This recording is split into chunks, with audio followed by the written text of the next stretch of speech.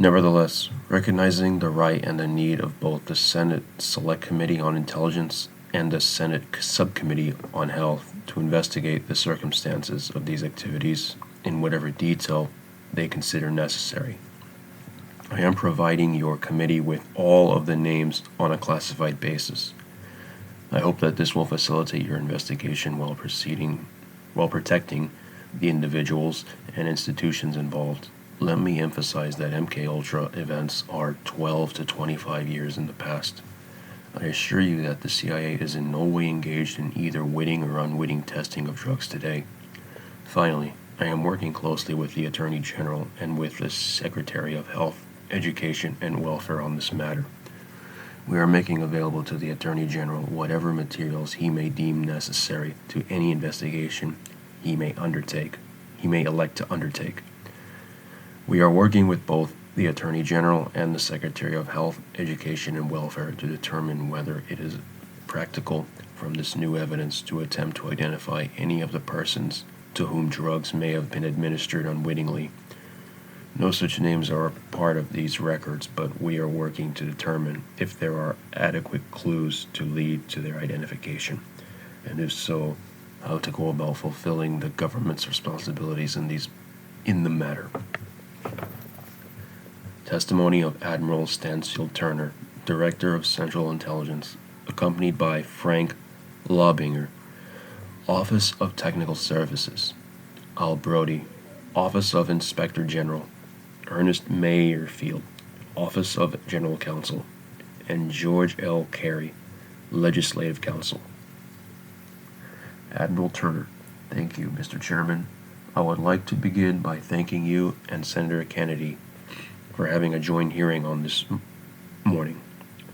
I hope this will expedite and facilitate our getting all the information that both of your committees need into the record quickly. I would also like to thank you both for prefacing the remarks today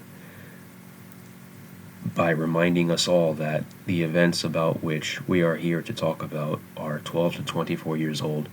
They're in no way represent to the current activities or policies of the Central Intelligence Agency. What we are here to do is to give you all of the information that we now have and which we did not previously have on a subject known as Project MKUltra, a project which took place from 1953 to 1964. It was an umbrella project under which there were numerous sub-projects for research, among other things, on drugs and behavioral modification.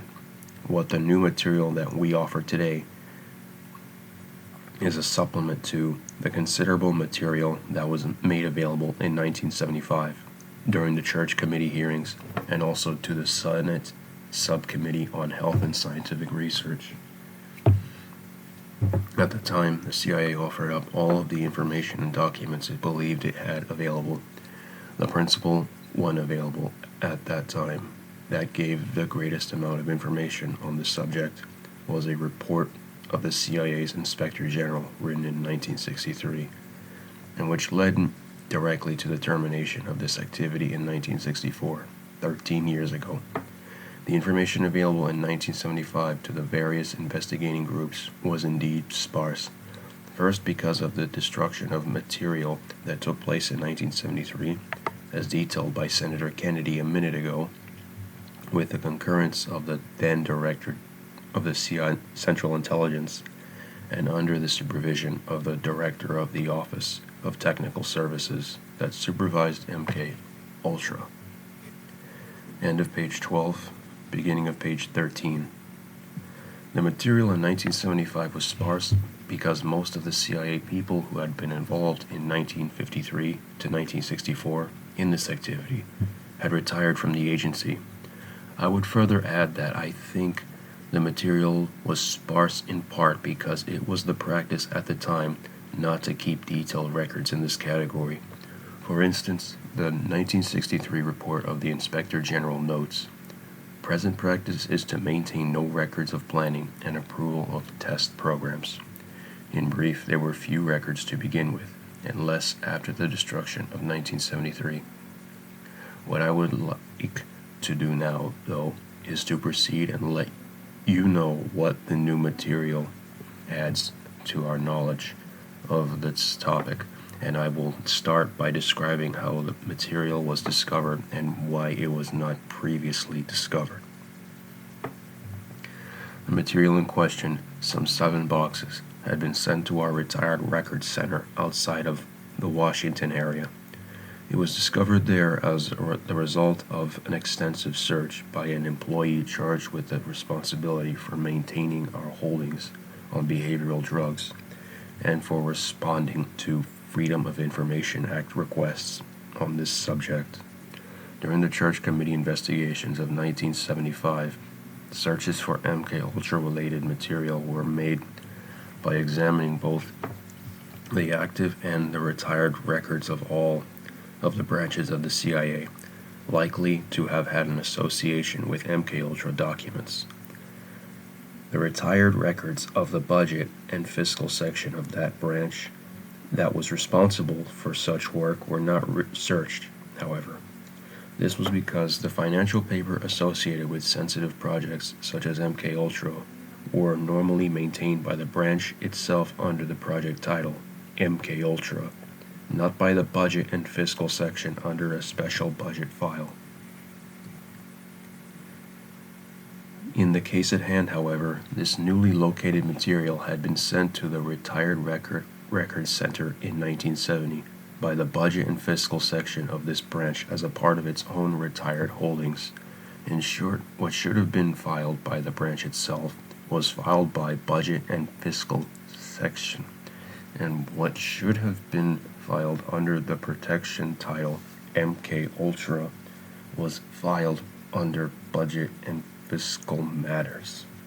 The reason for this departure from the normal procedure of that time is simply not known, and as a result of it, however, the material escaped retrieval and destruction in 1973, as well as discovery in 1975.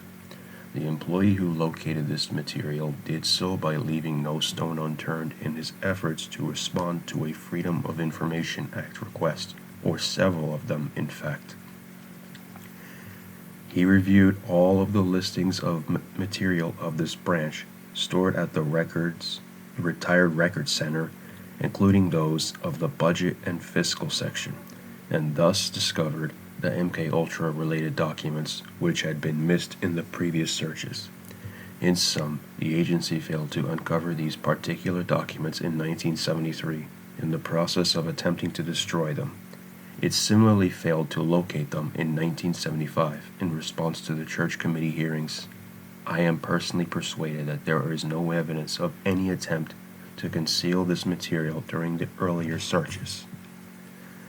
Moreover, as we will discuss as we proceed, I do not believe the material itself is such that, end of page 13, beginning of page 14,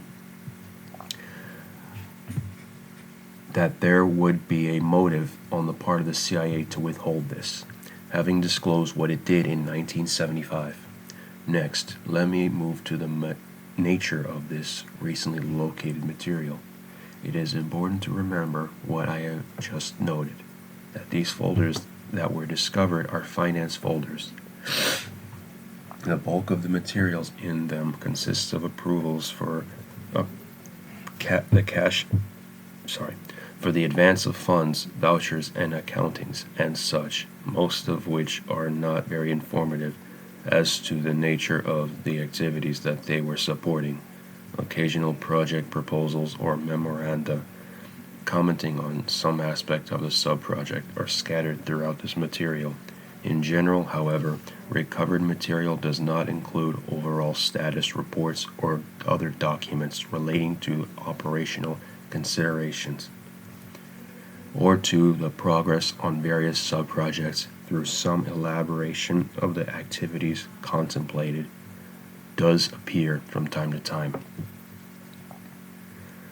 There are roughly 3 categories of projects. First, there are 149 MKUltra sub-projects, many of which appear to have some connection with research into behavioral modification, drug acquisition and testing, or administering drugs surreptitiously. Second, there are 2 boxes of miscellaneous MKUltra papers, including audit reports and financial statements from intermediary funding mechanisms used to conceal CIA sponsorship of various research projects. Finally, there are 33 additional sub-projects concerning certain intelligence activities previously funded under MKUltra, but which have nothing to do either with behavioral modification, drugs and toxins, or any closely related matter. We have attempted to group the activities covered in the 149 sub-projects into categories under descriptive headings. In broad outline, at least, this presents the contents of these files. The following 15 categories are the ones we have divided into these. First, research into the effects of behavioral drugs and/or alcohol. With this, there are 17 projects probably not involving human testing.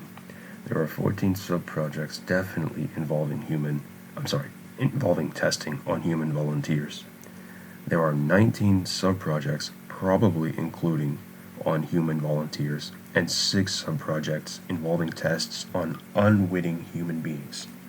Second, there is research on hypnosis, 8 sub-projects, including 2 involving hypnosis and drugs in combination. Third, there are 7 projects on the acquisition of chemicals or drugs. Fourth, 4 sub-projects on the aspects of the magician's art useful in covert operations, for instance, the surreptitious delivery of drug-related materials. Fifth, there are 9 projects on studies of human behavior, sleep research, and behavioral change during psychotherapy. Sixth, there are projects on related library searches and attendance at seminars and international conferences on behavioral modifications. 7. There are 23 projects on motivational studies, studies of defectors, assessments of behavior, and training techniques. 8. There are 3 sub-projects on polygraph research. 9. There are 3 sub-projects on funding mechanisms for MKUltra's external research activities. End of page 14, beginning of page 15. 10th, there are 6 sub-projects on research on drugs, toxins, and biologicals in human tissue, provision of exotic pathogens, and the capability to incorporate them in effective delivery systems. 11th, there are 3 sub-projects on activities whose nature simply cannot be determined. 12th, there are sub-projects involving funding support for unspecified activities conducted with the Army's Special Operations Division at Fort Detrick, MD. This activity is outlined in Book 1 of the Church Committee Report, pages 388 to 389. See Appendix A, pages 68 to 69. Under CIA's project MK Naomi, the Army assisted the CIA in developing, testing, and maintaining biological agents and delivery systems for use against humans as well as against animals and crops.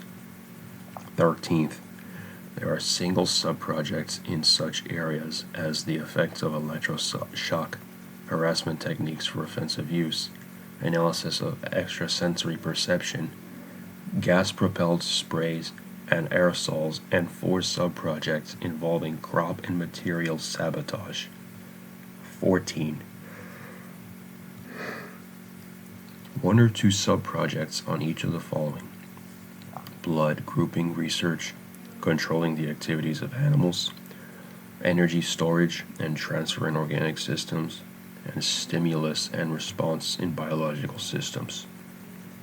Finally, 15th, there were 3 sub-projects canceled before any work was done on them, having to do with laboratory drugging screening, research on brain consciousness, and research on biologically active materials. Now, let me address how much of this newly discovered material adds to what has previously been reported to the Church Committee and to Senator Kennedy's Subcommittee on Health. The answer is basically additional detail. The principal types of activities included in these documents have, for the most part, been outlined or to some extent generally described in what was previously available in the way of documentation and which was supplied by the CIA to the Senate investigators. For example, financial disbursement records for the period of 1960 to 1964 for 76 of these 149 subprojects have been recovered by the Office of Finance at CIA and were made available to the Church Committee investigators. For example, the 1963 Inspector General report on MKULTRA, made available to both the Church Committee and Subcommittee on Health, mentions electroshock and harassment substances. Covert testing on unwitting U.S. citizens, the search for new materials throughout arrangements with specialists in hospitals and universities, and the fact that the Technical Service Division of CIA had initiated 144 subprojects related to the control of human behavior. For instance, also, the relevant section of a 1957 Inspector General report was also made available to the Church Committee staff, and that report discusses the techniques for human assessment and unorthodox methods of communication, discrediting and disabling materials which can be covertly administered, studies on magicians' arts as applied to covert operations, and other similar topics. The most significant new data that has been discovered are, first, the names of the researchers and institutions who participated in, end of page 15, beginning of page 16, MKUltra projects, and second, a possibly improper contribution by the CIA to a private institution. We are now in the possession of the names of 185 non-government researchers and assistants who were identified in the recovered material dealing with these 149 subprojects. There are also names of 80 institutions where work was done or with which these people were affiliated. Institutions include 44 college or universities, 15 research foundation or chemical pharmaceutical companies, or the like, 12 hospitals or clinics, in addition to those associated with universities, and 3 penal institutions.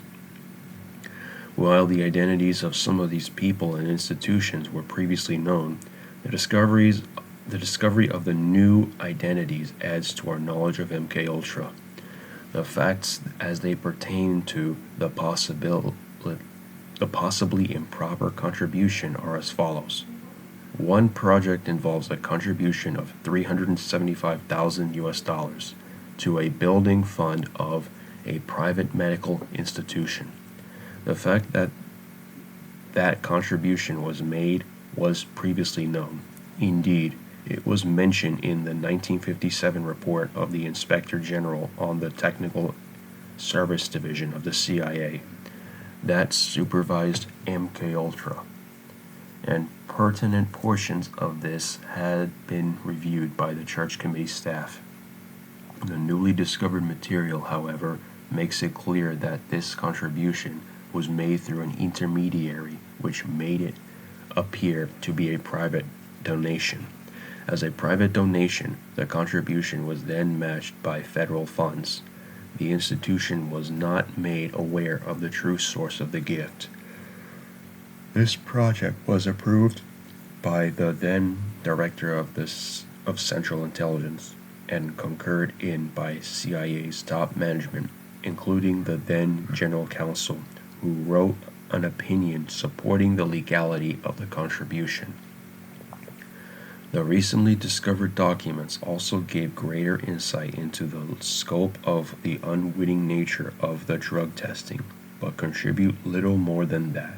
We now do have corroborating information that some of the unwitting drug testing was carried out in what is known in the intelligence trade as safe houses in San Francisco and New York City, and we have identified that 3 individuals were involved in this undertaking, whereas we previously reported there was only 1 person. We also now know that some unwitting testing took place on criminal sexual psychopaths confined at a state hospital that additionally research was done. And that additional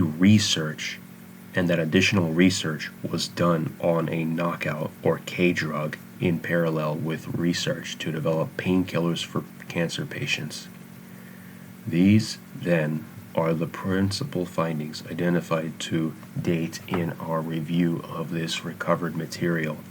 As noted earlier, we believe the detail on the identities of researchers and institutions involved in CIA sponsorship of drug and behavioral modifications research is a new element and one which poses a considerable problem.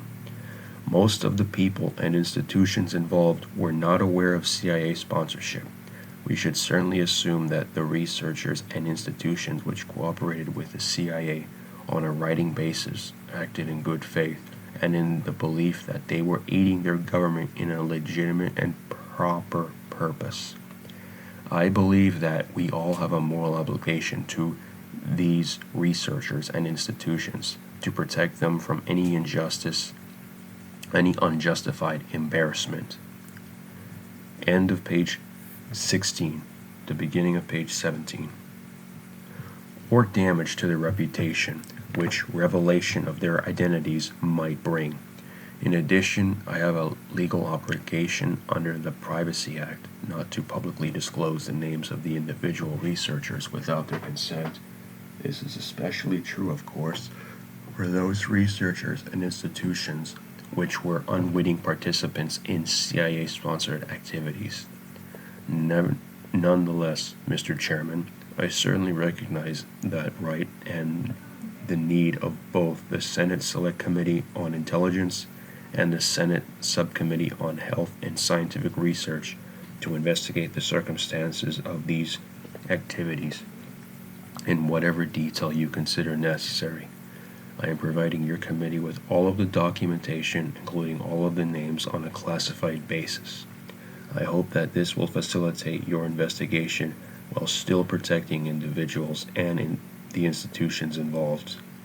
Let me emphasize again that the MKUltra events are 12 to 24 years in the past, and I assure you that the CIA is in no way engaged in either witting or unwitting testing of drugs today.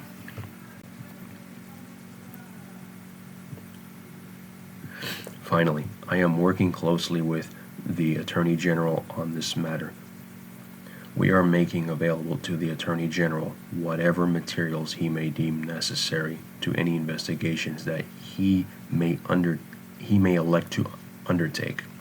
Beyond that, we are also working with Attorney General to determine whether it is practicable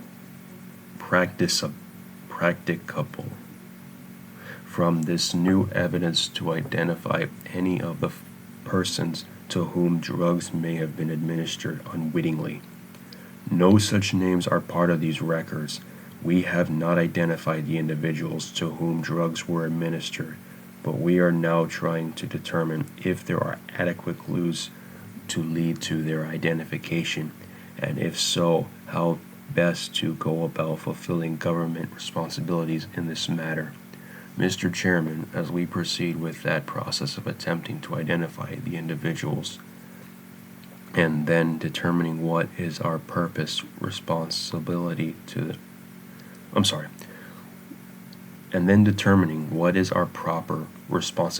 them, I will keep both of these committees fully advised. I thank you, sir. Senator Inouye. Thank you very much, Admiral Turner. Your spirit of cooperation is much appreciated.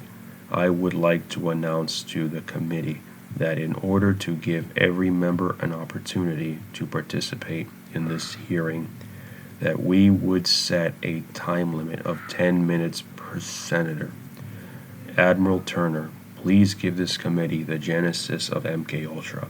Who or what committee or commission or agency was responsible for dreaming up this grandiose and sinister project, and why was it necessary?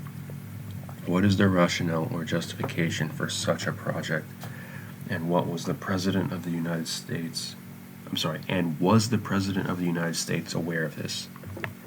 Admiral Turner. Mr. Chairman, I am going to ask Mr. Brody on my right, who is a longtime member of the CIA, to address that in more detail. I believe everything that we know about the Genesis was turned over to the Church Committee and is contained in that material.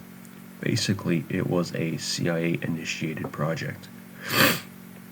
It started out of a concern of our being taken advantage of by other powers who would use drugs against our personnel. It was approved in the agency. I have asked the questions you have just asked me, and have been assured that there is no evidence within the agency of any involvement at higher echelons, the White House, for instance, or specific approval. That does not say there was not, but we have no such evidence. The end of page 17, the beginning of page 18. Mr. Brody, would you amplify on my comments there, please? Mr. Brody. Mr. Chairman, I really have very little to add to that. To my knowledge, there was no presidential knowledge of this project at the time. It was a CIA project, and as the Admiral said, it was a project designed to counteract what was then thought to be a serious threat by our enemies of using drugs against us. Most of what else we know about it is in the Senate Church Committee report. Senator Inouye. Were the authorized members of the Congress made aware of this project through the budgetary process? Mr. Brody. We have no acknowledgement of that, sir. Senator Inouye. Are you suggesting that it was intentionally kept away from the Congress and the President of the United States? Admiral Turner. No. We are only saying that we have no evidence one way or the other as to whether Congress was informed of this particular project. There are no records to indicate. Senator Inouye. Admiral Turner, are you personally satisfied by the actual investigation that this newly discovered information was not intentionally kept away from the Senate of the United States? Admiral Turner. I have no way to prove that, sir. That is my conviction from everything I have seen of it. Senator Inouye. Now, we have been advised that these documents were initially discovered in March of this year, and you were notified in July of this year, or June of this year, and the committee was notified in July. Can you tell us why the Director of Central Intelligence was notified 3 months after its initial discovery? Why the delay? Admiral Turner. Yes, sir. All of this started with several Freedom of Information Act requests, and Mr. Laubinger on my left was the individual who took it upon himself to pursue those requests with great diligence, and got permission to go to the Retired Records Center, and then made the decision to look not only under what would have been the expected subject files, but through every file which the branch that conducted this type of activity had any conceivable connection. Very late in March, he discovered these 7 boxes. He arranged to have them shipped from the Retired Records Center to Washington, to our headquarters. They arrived in early April. He advised his appropriate supervisors, who asked him how long he thought it would take him to go through these and screen them appropriately. Clear them for Freedom of Information Act release.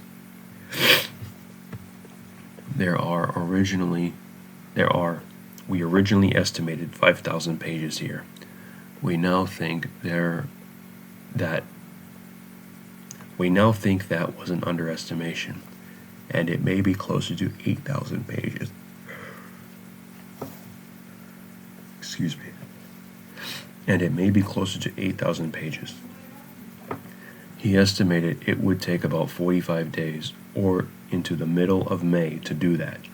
He was told to proceed, and as he did so, there was nothing uncovered in the beginning of these 149 cases that appeared particularly startling or particularly additive to the knowledge that had already been given to the church committee.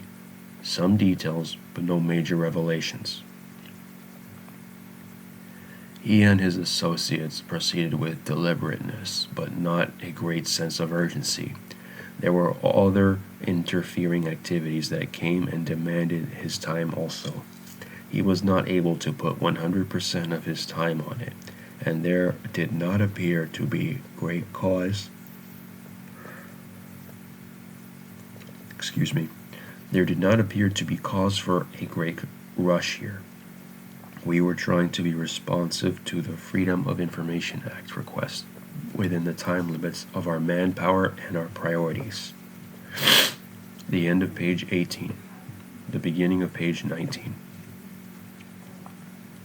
In early June, however, he discovered two projects, one related to the K-drugs and the one related to the funding at the institution, and realized immediately that he had saw substantial new information, and he immediately reported this to his supervisors.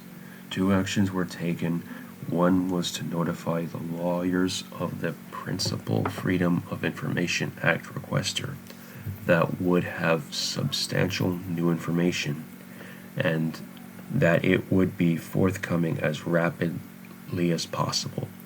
And the second was to start a memorandum up the chain that indicated his belief that we should notify the Senate Select Committee on Intelligence of this discovery because of the character, at least, of these two documents.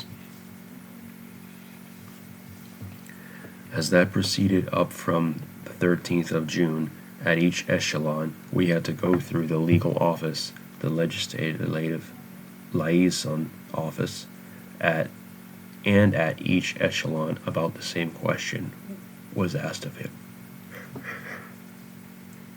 Pardon me for the excessive yawning. Have you gone through all of this so that when we notify the Senate Select Committee, we do not notify half of the important revelations and not the other half?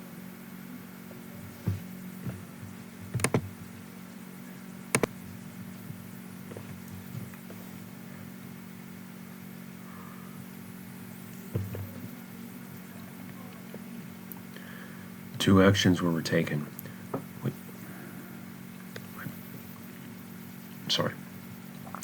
As that proceeded up from the 13th of June, at each echelon, my apologies, I lost my place.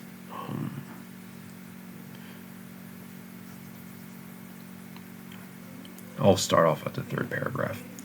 As that proceeded up from the 13th of June, at each echelon, we had to go through the legal office, the legislative liaison office, and at each echelon about the same question we asked of him.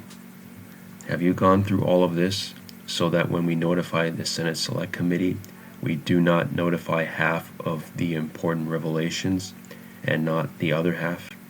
The last thing I want, Mr. Chairman, is in any way to be on any topic, give the appearance on any topic of being recalcitrant, reluctant, or having to have you drag things out of me. And my subordinates, much to my pleasure, had each asked Have you really gone through these 8,000 pages enough to know that we are not going to uncover a bombshell down at the bottom? By late June, about the 28th, this process reached my deputy.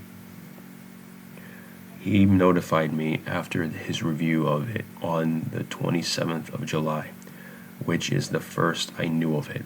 I began reading into it. I asked the same probing question directly. I then notified my superiors, and the 15th delivered to you my letter letting you know that we had this and we had been working many people many hours since then to be sure that what we are telling you today does include all the relevant material.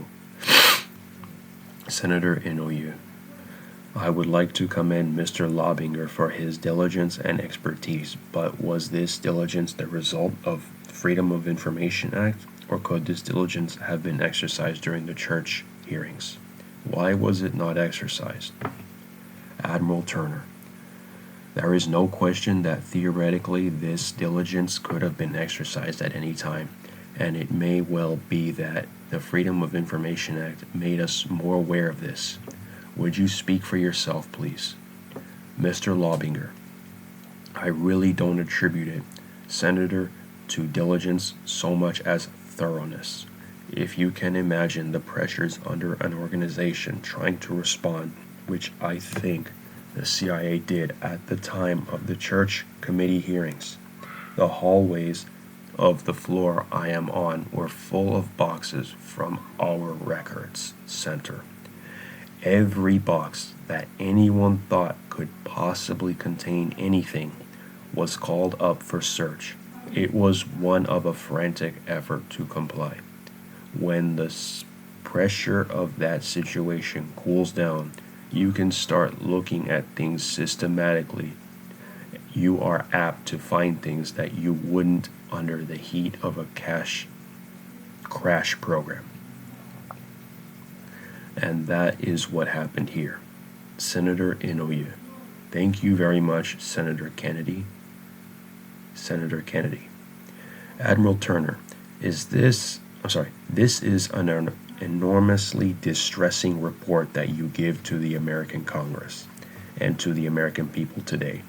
Granted, it happened many years ago, but what we are, the end of page 19, the beginning of page 20, basically talking about is an activity which took place in the country that involved the perversion and the corruption of many of our outstanding research centers in this country, with CIA funds where some of our top researchers were unwittingly involved in research sponsored by the agency in which they had no knowledge of the background or the support for.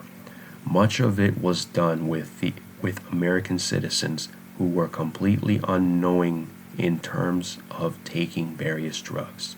And there are perhaps any number of Americans who are walking around today on the East Coast or West Coast who were given drugs, with all the kinds of physical and psychological damage that can be caused. We have gone over that in very careful detail, and it is significant and severe indeed. I do not know what could be done in a less democratic country that would be more alien to our own traditions than was really done in this narrow area. And as you give this report to the committee, I would like to get some sense of your own concern about this type of activity and how you react, having assumed this important responsibility with the confidence of our President Carter and the overwhelming support, obviously, of the Congress under this set of circumstances. I did not get much of a feeling in reviewing your statement here this morning of the kind of abhorrence to this type of past activity which I think the American people would certainly deplore, and which I believe that you do, But could you comment upon that question and also perhaps give us what ideas you have to ensure that it cannot happen again? Admiral Turner. Senator Kennedy, it is totally abhorrent to me to think of using a human being as a guinea pig and in any way jeopardize his life and his health, no matter how great the cause. I am not here to pass judgment on my predecessors, but I can assure you that this is totally beyond the pale of my comprehension of activities that the CIA or any other of our intelligence agencies should undertake. I am taking and have taken what I believe are adequate steps to ensure that such things are not continuing today. Senator Kennedy, could you tell us a little bit about that? Admiral Turner, I have asked for a special report assuring me that there are no drug activities extant, that is, drug activities that involve experimentation. Obviously, we collect intelligence about drugs and drug use in other countries, but there are no experimentations being conducted by the Central Intelligence Agency, and I have had a special check made because of another incident that was uncovered some years ago about the unauthorized retention of some toxic materials at the CIA. I have had an actual inspection made of the public places and the certification from the people in charge of those, that there are no such chemical biological materials present in our keeping. And I have issued express orders that shall not be the case. That shall not be the case. Beyond that, I have to rely in large measure on my sense of command and direction of the people and their knowledge of the attitude I have just expressed to you in this regard. Senator Kennedy, I think that is very commendable. Admiral Turner, thank you, sir. Senator Kennedy, I think it is important that the American people understand that. The end of page 20. The beginning of page 21. You know much of the research which is our area of interest that was being done by the agency, and the whole involved sequence of activities done by the agency, I am convinced could have been done in a legitimate way through the research programs of National Institutes of Mental Health and other sponsored activities. I mean, that is some other question.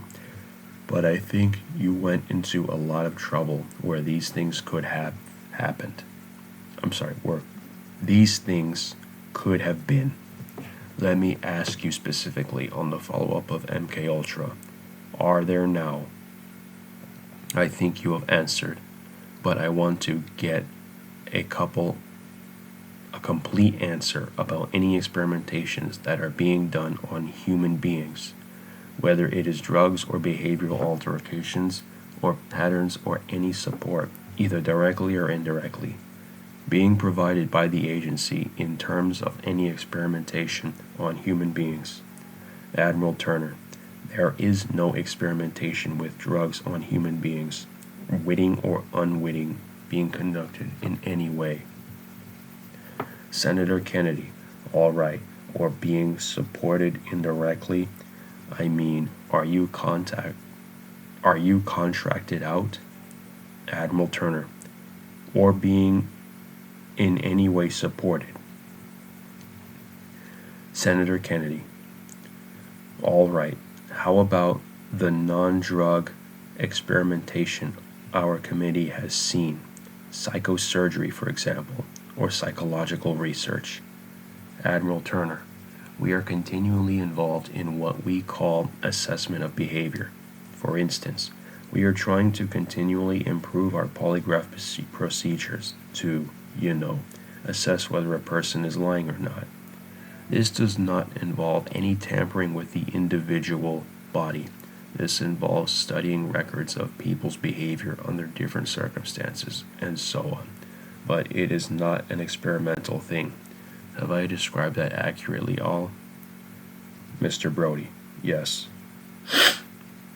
Senator Kennedy: well, it is limited to those areas.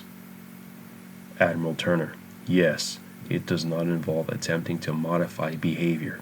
It only involves studying behavior conditions, but not trying to actively modify it, as was one of the objectives of MKUltra. Senator Kennedy: well, we are scarce on time. I am interested in other areas besides polygraph where you are doing it. Maybe you can either respond now or submit it for the record. If you would do that, would you provide that for the record? Admiral Turner: yes. The material on psychological assessment follows. Psychological assessments are performed as a service to officers in Operations Directorate who may and/or handle agents. Except for people involved in training courses, the subjects of the assessments are foreign nationals. The assessments are generally done to determine the most successful tactic to persuade the subject to accept covert employment by the CIA and to make an appraisal of his reliability and truthfulness. A majority of the work is done by a staff of trained psychologists, some of whom are stationed overseas. The assessment they do may be either direct or indirect. Direct assessments involve a personal interview of the subject by the psychologist. When possible, the subject is asked to complete a formal intelligence test, which is actually a disguised psychological test. The individuals being assessed are not given drugs, nor are they subjected to physical harassment or torture. When operating conditions are such that the face-to-face interview is not possible, the psychologist may do an indirect assessment, using as source materials descriptions of the subject by others, interviews with people who know him, specimens of his writings, etc. The end of page 21.